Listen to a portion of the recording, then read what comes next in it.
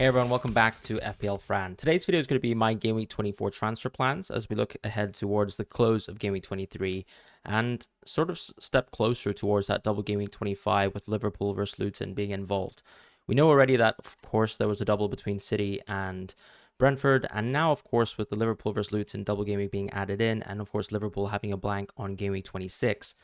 The landscape is a bit different, right? I think now this is the territory where we can generally think about making hits and actually maybe prioritizing, for example, some of the doublers in Liverpool, after accumulating Triple City, and also simply taking hits to sort of create a squad that will be good enough for Game Week 26. So what am I sort of speaking about? I think if, let's say, you don't have enough Liverpool players now, and given Liverpool have such a good matchup and such a good double, I don't actually think Salah is going to come back and play both the fixtures in Game Week 25. So it's about sort of creating a squad with three Liverpool players, and particularly three Liverpool players who you'd expect to have the most minutes. Right now, I think there's a couple of threats on certain players, and I think the players who are the most safest would be probably Virgil van Dijk and also Darwin Nunez. Now, I say Darwin Nunez because he just got benched versus Arsenal, so then, of course, looking ahead, you might argue that he's not likely to start the next two fixtures after Burnley at home. I think Burnley at home, he's absolutely certain to play. So from a transfer point of view, I think Darwin makes a lot of sense because even though you might not be able to guarantee him playing both the fixtures, given that also Liverpool will have some cup games sort of sliced in between really these sort of midweek fixtures, what's nice, of course, is that you can guarantee at least someone who plays Burnley at home and so on and so forth. I think Trent as well is an interesting one because we just saw what Jurgen Klopp mentioned about Trent and his need to build up some fitness. And actually, it was pre-planned that Trent was going to be subbed off anyway. So I don't think you can look at that substitution as, Trent playing poorly and therefore there needed to be a substitution. It was really just so, Liverpool are a team that really do respect sports science. They do respect players needing some time to recover and to slowly build that sort of match fitness. And I think it does make sense to still go for Trent, sort of have a plan for Trent if you have the capacity to do so. If, let's say, you are planning to go for KDB, then I think, of course, you're probably closing the opportunity to go for Trent, and that's totally fine. But if you are, let's say, someone who actually has money in the bank and are looking to bring in Trent, then I think actually Trent does make sense even as a transfer for this week where we're looking at Burnley at home, although I think it is a bit risky. As I said, I think Virgil van Dijk is a very good pick. And also, when you think about also crafting the squad for Game Week 26, where you have a lot of blanks, someone like Alisson could, in reality, be very good because if you blank on Game Week 26 and you have a double keeper setup, then actually Alisson will do perfectly fine because you can just bench Alisson. Whereas, let's say if you go for an outfield player or let's say a defender, it's a little bit harder to craft a perfect squad for Game Week 26. What you might want to do instead, of course, is simply go for a defender in the short term, go for a keeper, and then maybe also an attacking player. Although I think a lot of people will be thinking about Jota plus Darwin plus Trent. And I think that could be maybe arguably the best Liverpool triple up, depending on Salah's fitness as well, right? Because, of course, if Salah comes back, he's probably going to take game time from Jota as well.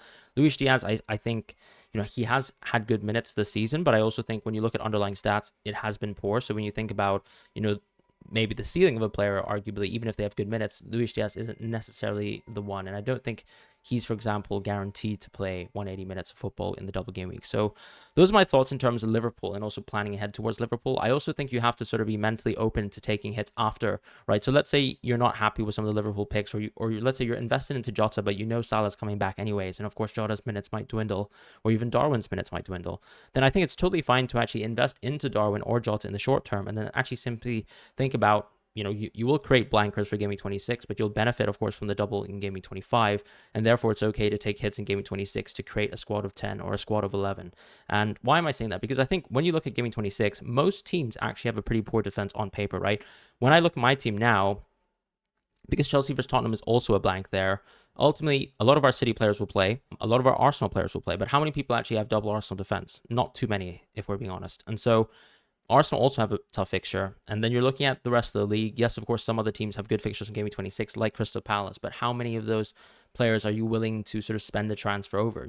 Moving into, for example, Anderson doesn't make too much sense for me because simply I think the reality is Do you really want to just have one player for one fixture and take a hit for someone like Anderson? Probably not. If you're taking a hit for someone in Gaming 26, you want them to play within your team for a couple of fixtures at the bare minimum. So it's okay as well to have a squad of 10. When I look at my team for this week in terms of Game Week 23 and just rounding up, of course, I'm waiting actually to see whether Walker actually starts versus Brentford. It's very likely that he might get benched again. I'm not exactly sure how Pep, for example, is managing that sort of personal situation, but I do think Walker should be playing. When I look at my team as well, I have mentioned to people, particularly on the live stream, that I do think Foden could be benched as well. And so this is an opportunity where I think there's not going to be a super high ceiling for my players this week. KDB as well could be benched. You never really know because, of course, he's played 2 starts in a row. And the question is also, who's going to get sufficient minutes over double Gaming 25 in specific. And I think Foden this season has actually deserved and actually accumulated really good minutes for Man City. So I'm not too worried about the need to, for example, move Foden on to KDB. And since I also own Trent and don't plan on taking Trent out, it just makes sense for me to keep this structure and probably just get a triple Liverpool set up in the near future. So when I talk about Palmer, Richarlison, Pedro Porro, and Colwell, these are the problem players that I have in my team, right? These are players who unfortunately will not play in Game 26. When I look at my squad as well, I have another issue with Eze. So Eze he has an injury. He has a hamstring tear, and this is another injury that could keep him out, realistically up to 3 months to 5 months as well. We don't really know the severity of the tear. Roy Hodgson seemed to say that it was better than expected, but that's not a good sign anyways. The fact that you need a scan, the fact that you have a hamstring tear, probably means that he's not going to feature for Game Week 26 because Game Week 26 is on the 24th of February for Eze, and I don't think he's going to play there. What I actually planned in advance was to have Eze in Game Week 26 because he wasn't going to feature for my team for the next 2 weeks, but instead he was going to feature on Game Week 26 when he has Burnley at home. Now it doesn't actually seem like he's going to play versus Burnley at home, so I think that I need to look at alternative options in the midfield, and probably the best thing to do is actually to think about, a midfield transfer in Game Week 25, someone who can actually be really good for my squad. Maybe, depending on how South Korea perform, I think Hwang Ki-chan could come back to FPL by then. He's a player that I could find quite interesting. Alternatively, we have players like Neto as well. I know some people might be interested in Barkley, but the issue with Barkley, of course, is that he's not going to be able to satisfy anything for my team for Game Week 26. So I'm actually looking for someone who could be good for Game Week 25, but also in Game Week 26. And I do think Wolves players sort of satisfy that a little bit. And that's why I'm sort of looking towards a Hwang Ki-chan, for example. And of course, Neto, as I said, as an alternative, if let's say Hwang is unlikely to play in Game Week 25. In terms of Darwin and, for example, comparing him to, let's say, Solanke and Tony, I think a lot of people have been also asking the same question of, what to do with someone like Darwin, Watkins, and Haaland. Personally, I think Watkins just has fixtures that are way too good, like really way too good. When you look at the next 8 fixtures, Man United, Fulham, Nottingham Forest, Luton, Spurs, West Ham, and Wolves even, I've effectively just named teams that are only within the bottom half of expected goals conceded. So we're talking about what are the worst defenses in the league and who are there, and all 7 of the next fixtures are all players, or teams rather, who feature in that bottom half. So when you're looking at someone like Watkins, who I unfortunately was not able to captain because I decided to do a last sort of minute or last evening swap to Palmer captaincy, just means that I think he's actually not really worth a transfer out. And even though Tony might give you an additional fixture, the question of course is, how much is that additional fixture worth it in comparison to all the Watkins good fixtures? So, for example, if I was to ask you to add the next 7 game weeks worth of fixtures for Tony, I still think that because there's so many City fixtures, so many Liverpool fixtures, that it's not actually good enough to really compare versus Watkins, and I therefore don't think a Watkins transfer makes sense. As far as Darwin, because he actually blanks on Game Week 26, he's actually one of the players that I'm planning to take a hit for. So when I talked about previously how I want to take a hit out for a player, I do think Tony and Solanke are right there waiting for me. But the issue, of course, is if I, let's say, go out of Darwin, bringing in Tony, for example, for Game Week 26 isn't something that I'm that interested in. I still think that, given that I've not actually gone for him all season, I still think Solanke is actually an opportunity that is open to me, and it's between those 2 players, and I think Watkins is going to be staying within my team. When I look at, let's say, Pedro Porro, I think he's also someone who blanks, but I also think when you look at Tottenham's fixtures, is it actually worth selling players like Porro or Richarlison? Yes, of course, Maddison and Son will be interesting, and we've been owning Maddison and Son for large parts of the season, but the question I think right now is with Richarlison playing so well as a center forward, and maybe, of course, Timo Werner not exactly being at the same level as Son on the left, even though he's played well or okay within the last 2-3 games.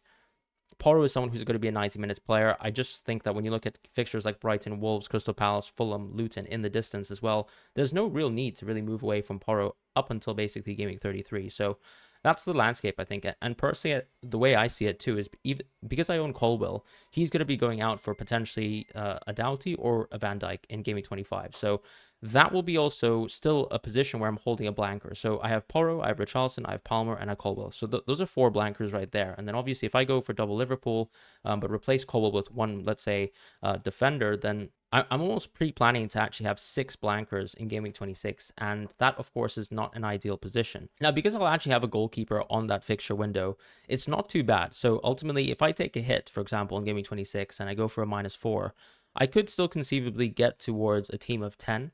And I think that's totally fine in FPL terms. Now, I could even take a -8. If, let's say, Trent, for example, is not getting the minutes that we want. And I think the biggest question, of course, is going to be, Connor Bradley, his personal situation. Unfortunately, his father passed away, which, of course, is, a big tragedy for such a young man. And, all the best for him. But it also depends on, I guess, how he's able to take away minutes from Trent going forwards, which he has seemingly sort of deputized extremely well for. And ultimately, yeah, the question is really if Trent is going to persist being a good asset. And of course, if his minutes are perfectly good, then I don't necessarily need to take a hit away from Trent because, of course, I can just see myself keeping Trent within my team. And I'm happy to, for example, just take a -4 hit to have 10 players in Game Week 26 and actually just continue going forwards. In terms of wider chip strategy, I'll be making a video soon rather than later when we actually get some more updates, potentially over the course of this week. I think the biggest thing now is to think about whether you actually truly need to free hit. Yes, of course, you might need to take hits to accommodate for some of the double game weeks and the blanks in the future, but because these blank game weeks aren't big, and because these double game weeks aren't big either, plus also the fact that I actually want to keep all of these players, I don't see the need to, for example, wildcard in the short term. At the same time, I don't think Game Week 26 is that appetizing where you need to free hit it as well. So saving, in my opinion, the free hit for the latter stages where we have double game week 34, double game week 37, and then also potential blank game weeks as well in the distance to sort of manage is probably the best thing to do. On top of that, we also have some sporadic double game weeks as well. We have double game week 28 that could happen for Bournemouth, which is why, of course, I mentioned that Darwin spot seems to be reserved for Solanke right now, because I do think that fixture could fall on that week. In terms of, let's say, Luton players as well, I don't see the need to really go for them, but I do think Doughty is the one player that I would really consider.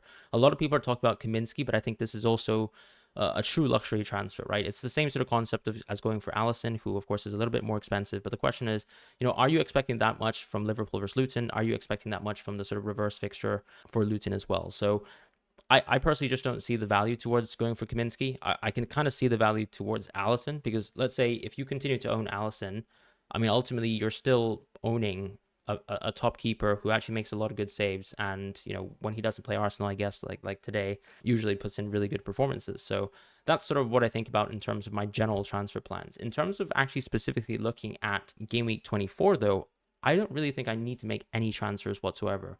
We have a little bit of information to get in terms of understanding what Eze's injury is, and also how bad the Colwell injury is, but I really think I'll just be playing with a team exactly like this. I've set my team up almost as if it was ready to go, and this is going to be locked in. So Dubravka, I still would take the chance. I still think Arsenal's going to score versus West Ham. Yes, of course, West Ham kept a clean sheet last time, but I really don't see it happening again. Ariel, of course, could be injured as well.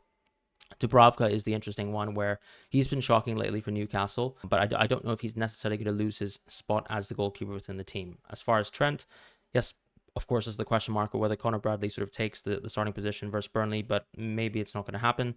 I think Trent starting makes a lot of sense. He's going to have a full week's worth of rest before that Burnley game happens. And then we've got Porro and Walker, who I would just back just over Gabriel, right? These are both two players who actually have home fixtures. I like my home fixtures. And that's pretty much it. I think it's a bit of a toss-up of a 50-50 between all three of them. Maybe I'll actually change my decision. Let's say if I don't know, if there's maybe some uncertainty around Walker, then I think Gabriel makes a lot of sense. In terms of the midfield, I think it's completely locked in. We've got Palmer, Foden, Richarlison, Saka. Yes, of course, Chelsea sort of do stink, let's be honest. But ultimately, Crystal Palace do as well, and I don't really think Eze's coming back anytime soon, so Eze's just a placeholder really for another midfielder on a rainy day. Rolling here will also give me the opportunity to sort of assess the best move to really make for double gaming 25. It should keep me open and flexible, and I've already got Haaland in my team, so there's nothing really to do here other than just continue to roll. With Darwin and Watkins, we're just looking at players who have perfect fixtures. I think Watkins, of course, you could argue that United look a bit stronger, but Martinez obviously getting injured does probably reduce the sort of strength, I suppose, overall of United on the comeback. And in terms of Darwin, getting a rest versus Arsenal just means that, in my opinion, he's guaranteed to start versus Burnley. So right now, I'm going to captain Haaland, and I'm also going to vice Darwin, and I think I can roll here. For people who actually are looking for transfers this week, I think that you have an opportunity simply to try to see what would benefit you, right? For example, if you're already lacking in Liverpool players, and this is a great opportunity to jump onto Diogo Jota. I don't see myself going to Diogo Jota right now, but I think it's still a very good move for a lot of managers. Let's say if Saka is actually injured for West Ham away, I can see some people going from Saka to Jota, and that's totally valid as a pick.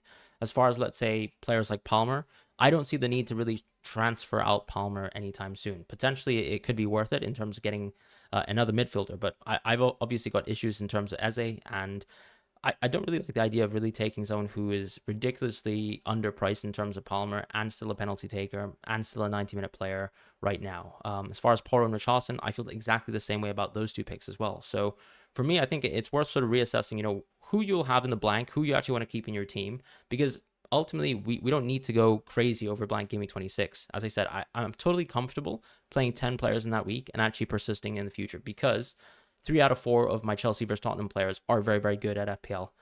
Colwell probably not. And so Colwell can go, and Colwell can become Virgil van Dijk in the future, but I just don't see the need to really sell all my players just so I can actually have a blank Game Week 26 team. And that also means that if you're booking transfers in now for Game Week 24, trying to capitalize on, for example, both the home games for City and Liverpool, the best thing to do would be to sort of decide what are your short-term moves, what are you going to do if, let's say, you need to take hits for Game Week 26, and who you'd prioritize in terms of midfield transfers. There could be some injuries as well. I'm still recording this video at the time before the Man City game versus Brentford has been played.